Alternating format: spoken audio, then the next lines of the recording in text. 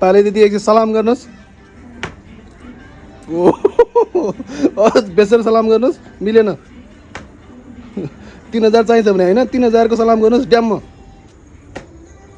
ए आजदेखि हाम्रो घरमा चाहिँ नयाँ गेट पाली आउनुभएको छ आमा। अब आमाले उहाँको काम चाहिँ गेट खोल्ने र बन्द गर्ने मात्र हो कि हैनमा? ल पाले दिदी गेट बन्द गर्नुहोस्। गेट बन्द गर्नुहोस्।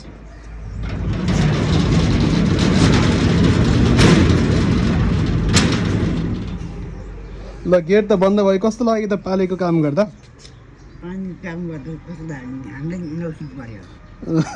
अलिकति गाह्रो भयो। अनि त्यो पालेको काम गर्दा पैसा त आउँदैन नि? यो गेट बन्द गर्दा के गर्नु त? पैसा चाहिन्छ कि चाहिँदैन? पैसा त दिनु परिहाल्यो। गेट बन्नलाई फोर्नलाई पैसा त दिनु परिहाल्यो। महिनाको कति चाहिन्छ यो गेट बन्द गर्न? महिनाको त्यस्तै 3000 जति चाहियो। 3000? अनि गेट बन्द गरे कि 3000 पैसा दिन्छ त कसैले? खोल्नु पर्यो नि। खोल्न पनि पर्यो? खोल्ने र बन्द गर्ने चाहिँ तपाईँको काम? तपाईँ त्यसो भए घरको पाले? घरको पालेर गेट बन्द गर्ने खोल्ने पाले होइन त? फेरि खोल्ने? खोल्न सक्छ त? ल खोलेर देखाउनु त।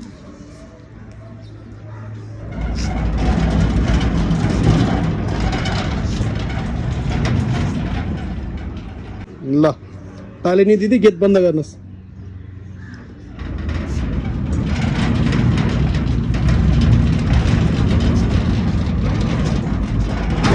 ल जस जिन्दगीमा रमाइलो भइरहेछ गेट पाली हुँदा। रमाइलो रहेछ पैसा है।